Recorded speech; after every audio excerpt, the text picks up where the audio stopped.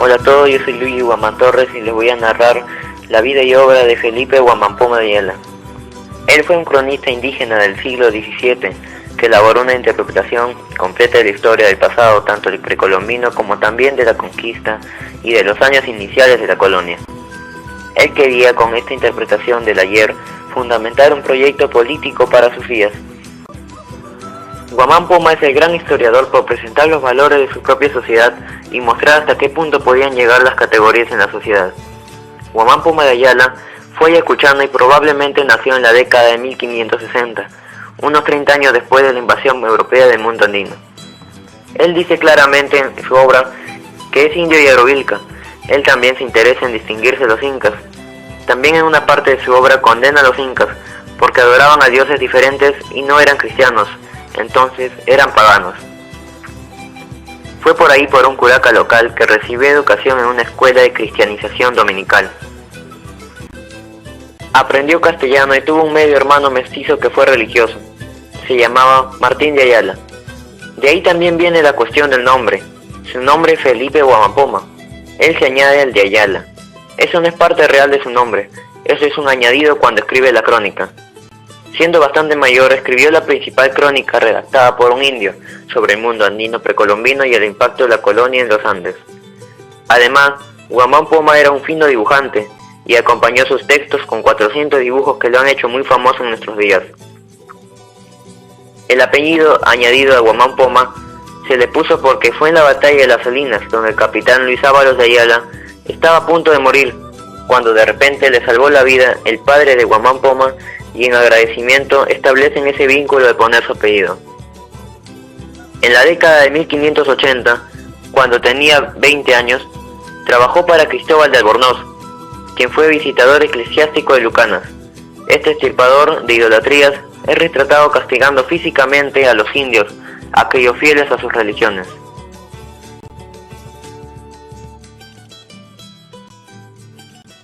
A lo largo de su vida, Guamán Poma fue cristiano y se impuso a probar que el cristianismo había llegado a los Andes más antes que los españoles, buscando de ese modo desmantelar una de las razones para justificar la conquista. Decía que había que cristianizar a los indios. Según Guamán Poma, estos ya eran cristianos. Aunque muy devoto de la religión cristiana, Guamán Poma fue enemigo de la Iglesia Católica, porque pensaba que los curas y doctrineros muchas veces violaban las normas que ellos predicaban.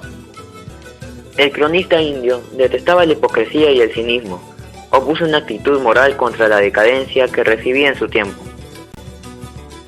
Guamán Poma de Ayala elabora un planteamiento político de autonomía para la nación india, en medio de la época colonial y los años coloniales recién estaban comenzando, cuando Guamán Poma escribe puesto que no habían pasado 100 años de la llegada de Francisco Pizarro y los españoles, por cierto, se quedaron en 300 entre nosotros de tal modo, pues que comenzando la era colonial, Guamán Poma aspira a la autonomía, pero en su obra se trasluce que él no tenía muchas expectativas, que carecía de esperanzas, que pensaba que en realidad su planteamiento político, él no lo iba a ver en vida, por lo tanto concibe la obra de salvación como una empresa individual.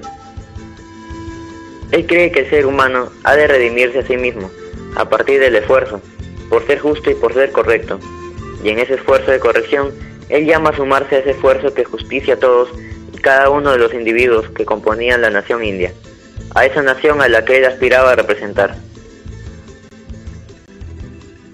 El extirpador Cristóbal de Albornoz poseía una biblioteca, donde se supone que Guamán Poma adoptó su cultura europea, durante los años que trabajó como su intérprete.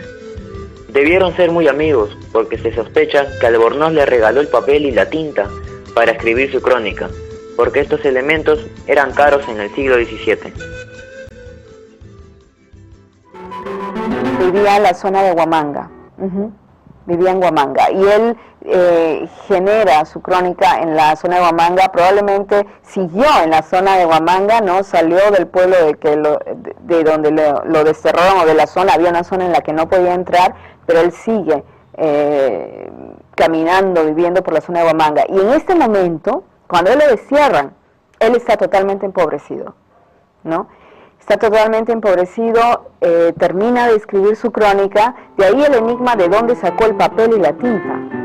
si era tan pobre, ¿no? Y no creo yo que haya trabajado solo, debe haber trabajado con ayudantes para los dibujos, por ejemplo, ¿no? Aunque él dice que se demoró 30 años escribiendo la crónica.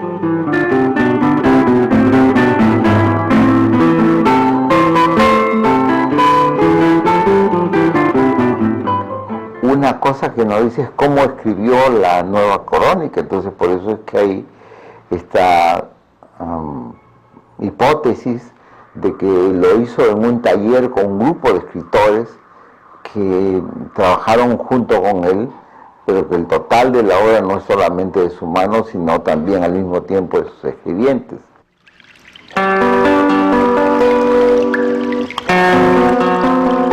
Esto tiene que haber nacido de las estampas, de los cuadros pintados con los cuales se ilustraban los sermones, etcétera. De ahí proviene fuente de inspiración, que no solamente además es española, sino es europea.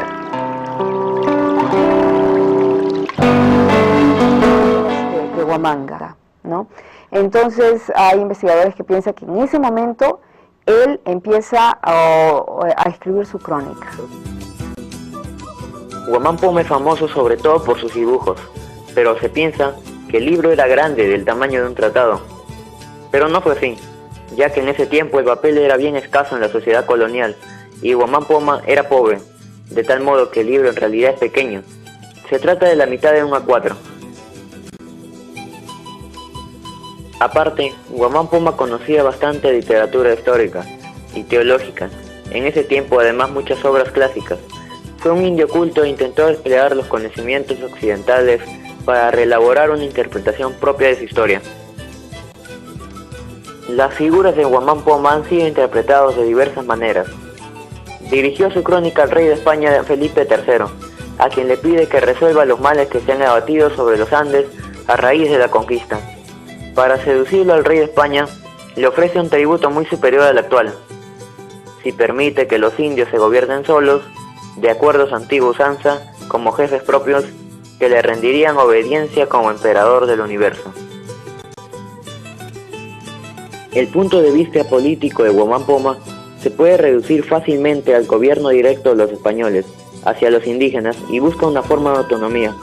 En cierto sentido, entonces la crónica de Guamán Poma es una carta al rey, porque piensa que él tiene el poder para resolver a favor de la nacionalidad andina y en oposición al gobierno directo de los españoles.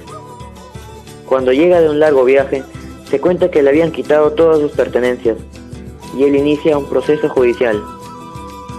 A partir de ese momento, él se vuelve pobre y comienza la redacción de su crónica. Esta contiene una historia legendaria del Perú antiguo desde la creación bíblica hasta el reinado de Huayna Cápac. La parte de buen gobierno abarca un tercio de su crónica, el resto se denomina Nueva Crónica, y es la descripción de la vida social en el virreinato del Perú. Esta parte no sigue los grandes acontecimientos y tampoco los grandes personajes, como había sido el caso de la primera sección sobre los incas. En la parte dedicada a la colonia, Guamán Poma narra hechos cotidianos, de los cuales afirma ser testigo presencial, y contiene una propuesta de construcción política de la autonomía de los indios. También está cargada de pesimismo, que se expresa en una frase dramática que se repite constantemente, y no hay remedio. Al terminar su crónica, Guamán Poma se dirigió a Lima, a entregarla al palacio del virrey, para que a su vez se la hagan llegar al rey de España. El viaje desde Ayacucho a Lima fue a pie y fue muy tenaz. Incorpora en las últimas páginas de su obra el relato de ese último viaje, y la narración tiene un contenido patético. Su propio hijo lo abandona en las montañas, pierde a su caballo, solo se queda con su perro a quien llama amigo. Antes, un sacerdote le había robado a su esposa, y abandonado por todos, llega a Lima, se acerca a palacio y deposita su libro. Este viaje se ve como una peregrinación, por eso se habla de él como un peregrino. En este viaje, él va a lo largo de varios pueblos y entra en contacto con indios de otros pueblos, y corrobora el abuso de poder.